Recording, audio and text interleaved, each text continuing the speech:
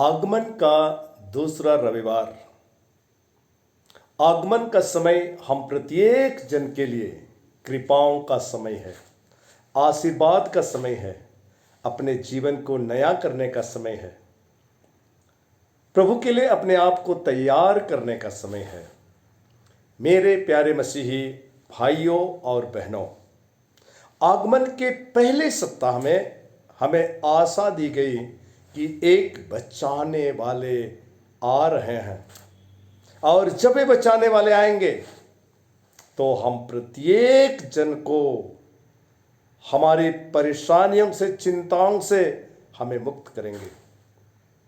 आज दूसरे रविवार के दिन हमें यह संदेश दिया जा रहा है कि बचाने वाले आ रहे हैं। तैयारी को हमें और अधिक तेज करनी चाहिए। पहले रविवार को हमने सुना कि आने वाले हैं, तो हमारे मन में उत्सुकता होने लगी। अब जब आ रहे हैं तो हमारी तैयारी को में और तेजी आनी चाहिए, क्योंकि जब वे आएंगे तो आज के दूसरे पाठ, जिसे हम फिलिपियों के नाम संत पौलुस के पत्र से सुनते हैं, संत पौलुस हमें बताते हैं कि यीशु ख्रिस्त के आगमन के समय हम पवित्र और निर्दोष पाए जाएं। मेरे प्यारे माता पिताओं, भाइयों और बहनों, आज का सुसमाचार जिसे हम संत लूकस के सुसमाचार से सुनते हैं, मसीह के अग्रदूत यूहन्ना बपतिस्ता आज तैयारी के लिए हमें निर्जन प्रदेश में पुकारने के वाले की आवाज के रूप में प्रकट होते हैं। प्रभु का मार्ग तैयार करो, और प्रभु के मार्ग तैयार, ऊपर खावर पहाड़ और पहाड़ियां समतल कर दी जाए, ऊबड़ खाबड़ रास्ते सीधे कर दिए जाए, तरह की बातों को हम सुनते हैं। मेरे प्यारे माता पिताओं, भाइयों और बहनों, ये तैयारी किस तरह की तैयारी? हम शारीरिक रूप से, बाहरी रूप से हम बहुत तरह की तैयारियां करते हैं।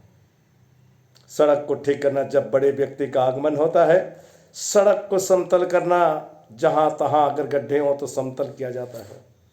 साफ सफाई और अन्य चीजें। आप विद्यालय के दिनों को याद कीजिए, जब विद्यालय में जब बड़े लोगों का आगमन होता था तो कितनी उत्सुकता से बच्चे उसकी तैयारी करते थे, और विद्यालय के अधिकारीगण उनके तैयारी कराते थे, और सभी मिलकर दिन को बहुत सुंदर मनाने की कोशिश करते थे, ताकि आने वाले उस बड़े इज्जतदार रसूख व्यक्ति का भव्य स्वागत हो और वो हमें देखते ही खुश हो जाए। मेरे प्यारे माता पिताओं, भाइयों और बहनों, बाहरी रूप से हमने तो सोच लिया होगा कि मसीह के आगमन के समय हम किस तरह के कपड़े पहनेंगे, किस तरह का खान पान करेंगे, कहाँ से पैसे की व्यवस्था होगी, सब कुछ को हमने देख लिया होगा। ये बाहरी तैयारी है। लेकिन याद रखें, मानव जीवन सिर्फ बाहरी रूप से नहीं चलता। मानव जीवन की सृष्टि जब ईश्वर ने की, उत्पत्ति ग्रंथ अध्याय 2 पद संख्या 7 में हम पढ़ते हैं, जब मनुष्य को ईश्वर ने बनाया तो उन्होंने धरती से मिट्टी ली, मानव को गढ़ा, लिखा हुआ है, और उसके बाद जब उसे प्राण वायु फूंक दी। इसका अर्थ कि मानव जीवन शरीर का है, पृथ्वी का है, और दूसरा कि यह आध्यात्मिकता ईश्वर की ओर से जुड़ा हुआ है, और इसीलिए इन दोनों की तैयारी आवश्यक है। आज यूहन्ना बपतिस्ता के बातों को जब हम ध्यान से सुनेंगे, पहाड़ और पहाड़ी समतल कर दी जाए, घाटियां भर दी जाए। मेरे प्यारे माता पिताओं, भाइयों और बहनों, बाहरी रूप से तो हम तैयारी कर लेंगे, लेकिन आंतरिक रूप से ये पहाड़ और पहाड़ियां, ये घाटियां, ये टेढ़े मेढ़े रास्ते क्या हैं?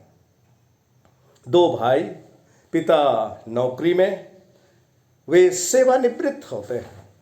सेवानिवृत्त होने के बाद देखते हैं कि छोटे भाई की स्थिति, आर्थिक स्थिति थोड़ा कमज़ोर है, वह अपने पेंशन के पैसे को छोटे भाई को देना शुरू कर देते। इसी में बड़े भाई में दुख और वर्षों से उनके बीच का बातचीत बंद। इससे बड़ा पहाड़ क्या हो सकता है? इससे बड़े खाई क्या हो सकती है? इससे टेढ़े मेढ़े रास्ते क्या हो सकते हैं? मेरे प्यारे माता पिताओं, भाइयों और बहनों, इसीलिए आज सांकेतिक भाषा में संत यूहन्ना बपतिस्ता हम प्रत्येक जन को बतलाते हैं कि हमारे जीवन के टेढ़े मेढ़े रास्ते हमारे सोच विचार से जुड़े हैं, हमारी भावनाओं से जुड़े हैं, हमारे विचारों से जुड़े हैं। जब हमारे विचार और भावनाएं सकारात्मक होगी, मसीह का आगमन होगा, मसीह का आगमन होगा। जैसे ही हम मसीह को स्वागत करने के लिए तैयार होते हैं, आप जक्कैयुस को देखिए।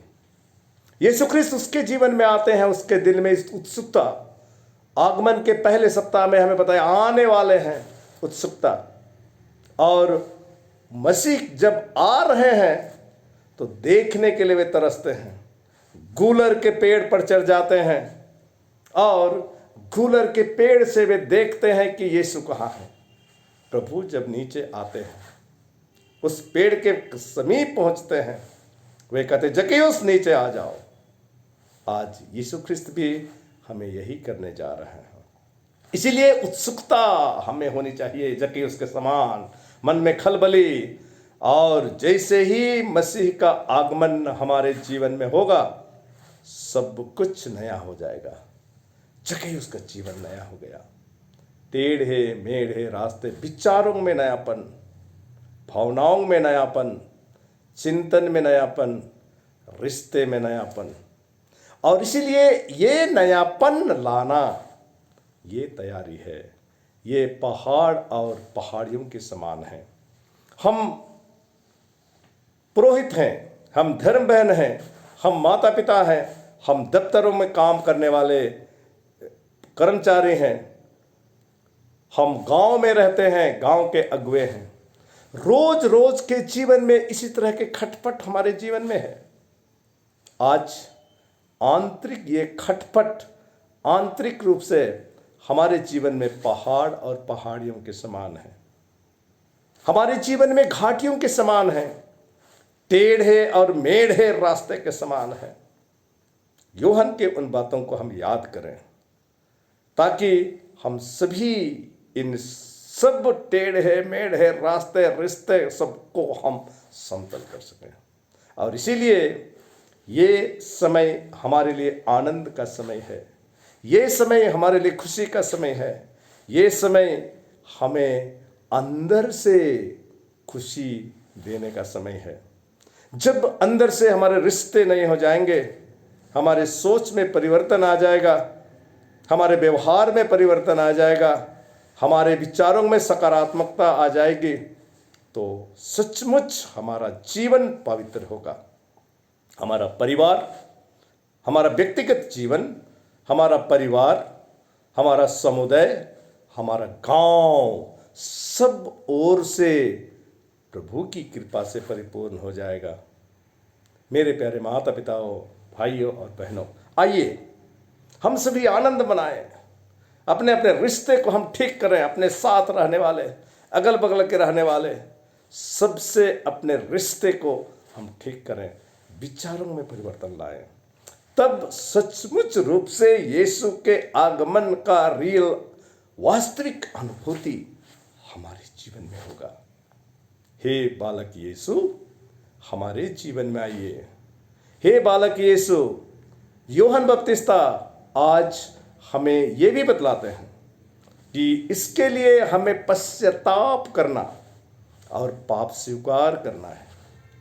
सब कुछ को जानकर, देखकर, सुनकर, समझकर पाप स्वीकार करना, और पाप स्वीकार करने के बाद अपने जीवन को में एक नई अनुभूति लाना, यीशु ख्रिस्त की उपस्थिति का चिन्ह है। मेरे प्यारे माता पिताओं, भाइयों और बहनों, आज का पहला पाठ हम बारूक के ग्रंथ से हम सुनते हैं और इस पाठ में सभी कोई हम ईश्वर के दर्शन करेंगे, यही बात वे हमें बताते हैं।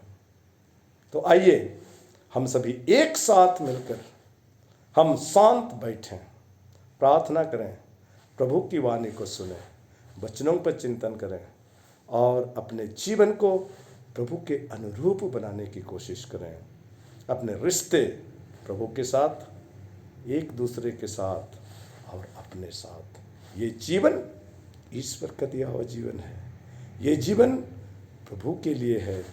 ये जीवन प्रभु की महिमा और बड़ाई के लिए है। अगर इस जीवन को हमने खान पान और अन्य चीज़ों में अगर इस्तेमाल किया, इसका उपयोग हमने अच्छी तरह से नहीं किया, तो मसीह का स्वागत इस जीवन में नहीं कर रहे हैं।